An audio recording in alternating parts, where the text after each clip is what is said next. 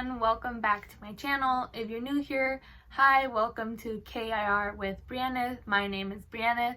If you haven't already, please remember to subscribe. Subscribing really makes a huge impact on how this channel grows, and I'll be very thankful if you do.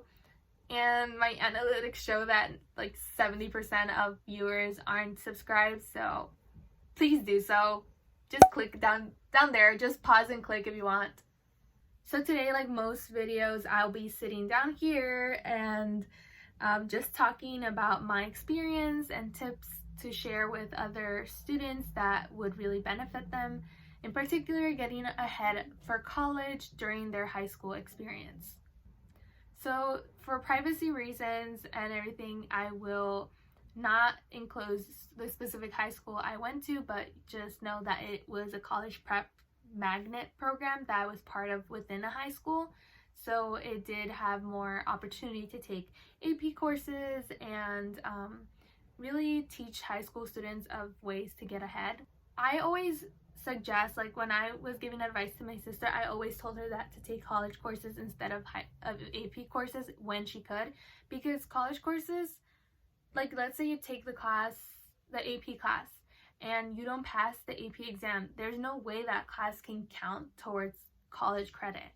But if you take a college course, no matter, of course, if you get above a C, it will transfer to, depending on the university, but it will transfer to most colleges. And if you get good grades, of course, there's no need to take a final exit exam out of that course, because there are midterms and finals like most college courses.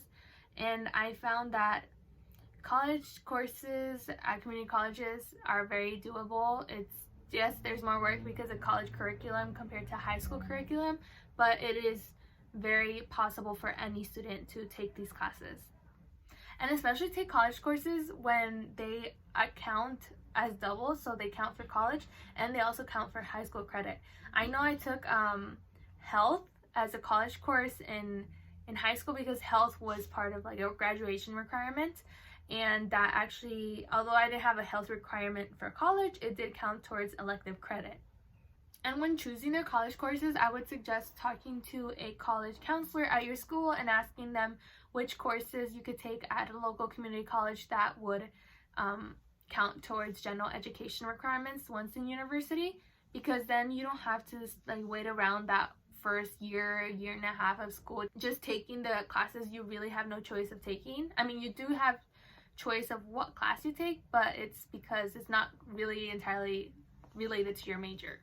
So I don't know about other districts, but LAUSD, Los Angeles Unified School District, actually allows high school, even middle school, once you graduate 8th grade, you can take college courses at community colleges and they're entirely free. So I would strongly urge you and push you to do this if it's possible and it's something you want. Second, take AP courses. I started high school 9th grade with 3 AP courses, and then I followed 10th grade with another 3, and then junior and senior year I only took 1 each year, but that was to other circumstances, because if you haven't watched any of my other videos, during high school I was diagnosed with toxoplasmosis, and becoming visually impaired really did affect how much I could put into school, especially with the regard that it did have a stronger toll on my time management. Anyways, the point is that I did that. I took in total 8 classes, and that was enough. I didn't have to take 3, 4 each year, because I know I actually witnessed other students that took 4 or 5 classes like during their junior and senior year, and I was not doing that. But taking AP courses shows to AP college acceptance, what is the name, committees, that you are willing to challenge yourself, and even if it doesn't go well, you put yourself out there and try. An AP class is a lot harder than a regular class, trust me. If you liked the video so far, please remember to leave a like down below. I would really appreciate it. Number 3, be part of a college readiness program. There are many programs that try to help high school students prepare and be knowledgeable of the application process for college and ways to get ahead. And through a program called Upward Bound, I was able to do that. That program actually designed summer college classes specifically for their students from that program. So we took general education classes that would count towards pretty much any university we went to. I did as many as I could. I took every single summer, I took the maximum, and it was very beneficial, trust me, because I was able to go into college with a year and like half a semester done of coursework, and that's time I am so glad I saved and not had to like not waste it but like use it. 4, always like your best friend. If you have a strong ambition and you want to get ahead and you want to go to one of the best schools, or you just want to go to a good school, your best friend will be the college counselor at your high school, because they know everything there is about like what tests you have to take, how to prepare for them, which universities are good, or which universities would best suit you. They're truly, at least in my experience, the college counselor I had at my high school was so important in my journey to get to USC, and I'm so thankful for all his support and his guidance, because I was definitely one of those students. Once I knew about him on campus, once I was like a junior, my senior year, I pretty much saw him at least every other day. Like I went to like his office and asked him a million questions he probably had already answered and I forgot, but every time I asked questions, and he was always so helpful and telling me about scholarships and programs and ways to get ahead. And you always need someone like that. Like for some students it could be a parent, but I am a first generation college student, so my parents couldn't really give me that guidance that I needed, that my college counselor could give me. And I am so thankful for knowing him and having his support. And I encourage you, please talk to your college counselor at least once a month. Go in with questions, because I know you probably have questions. There's no way that you have 0 questions about college, that you know everything there is to like getting into the college you want to. While I have already covered ways to get ahead in terms of classes, there is other ways you can get ahead in terms of as a person to grow during your high school experience and be more trained and skilled and suited for the college environment, because trust me, it's a totally different environment from high school. At least from my high school, it was very different. Even though I was part of like a more challenging program within a high school, it wasn't really a true reflection of the college experience, of course. You can start by thinking of what your interests are. I would not think of what you want to major in, because I didn't even know what my calling as for my major was until the second semester of my freshman year. And that was due to the fact that I didn't want to accept my strengths and my passions, because in high school I knew if you don't know, I am majoring in environmental studies, and I knew in high school in 9th grade when I took AP Environmental Science that was a class I truly enjoyed. I might have not enjoyed the coursework because it was a lot of assignments, and I might have not liked that, but I did recognize that studying that really made me feel good and made the learning process of that subject enjoyable, truly enjoyable. And that's when you know that that's something that you have a strong potential to work in and be happy for the long run.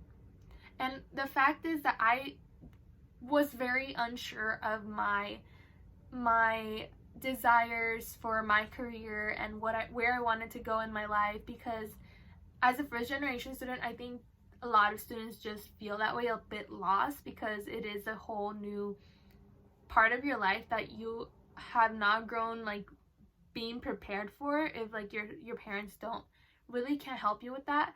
But besides the point is that I didn't figure out my major until like the end of my freshman year, and you could say that all the classes I took that were from my other major that I switched over to were a waste of time, but they weren't, because I needed that time to recognize and get adjusted to the college experience and the college life.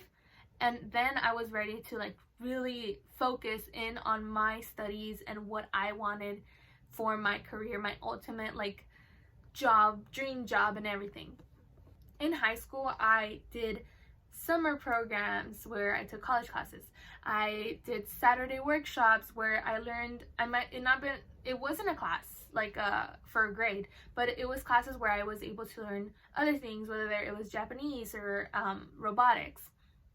I did internships. I did an internship.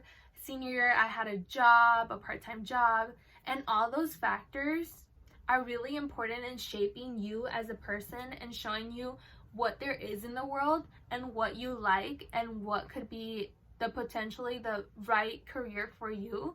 Like, there's so many ways nowadays, like you study one thing in college and it's becoming more apparent that people don't entirely have to go directly into that career field. Like, for instance, if you study political science as an undergrad, that doesn't really mean that you will go directly into law or legislation or politics or anything like that. You could go anywhere.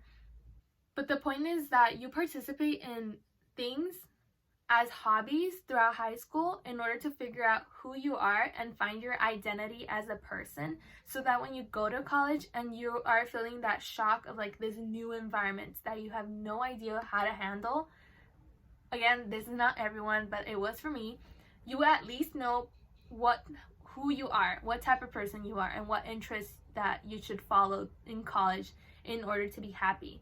So join clubs for fun. Like, don't just do it because, oh, it looked good on college application. It will, but join the clubs that you really like. For me, volunteering showed me that I really enjoy helping and leaving an impact on other people. And I know in environmental studies, I'll certainly do that, because my work, my career will truly help make the world a better place. I might just only have a minimal role in the whole like world project, but I know that my job will help people and so on. But I'll leave an impact even once I'm gone from the organization or wherever I'm working. I know that that will still benefit people, and I don't have to be directly benefiting myself. But you can see that I am very passionate about my future career goals, because I know that helping society is part of my identity and what I want to do, like, ultimately in my life. And that was thanks to like my volunteering experience. And that's why you have to do things you enjoy. Volunteer at the places you like. Don't necessarily have to volunteer at a hospital or nonprofit. You can truly volunteer at a store, a music shop, that you won't get paid, but you will be surrounded by people with similar interests, and you can probably form connections. And networking starts at every grade level. You don't have to be in college to network and form relationships that will help or benefit your career in the long run. But knowing someone that has already gone through the journey that you want to go through is really helpful, and it gives you insight. But it's very soothing to know someone that has or is going through the same thing as you. So I think I'll stop there because this video is long enough already. I can talk about this for so much longer. I just really like informing people and helping it make their journey easier and not go through the same struggles I went through. So if you made it this far, thank you so much for watching. And if you haven't so already, please subscribe and click the notification bell. I don't have a exact schedule as to when I upload videos, so the best way of knowing when my new uploads are is to be notified through the email, through YouTube's email service. I don't know what it is, honestly. And always remember to keep it real. I mean, what's the point of life if you're not honest and truthful and realistic? Thank you so much. Bye.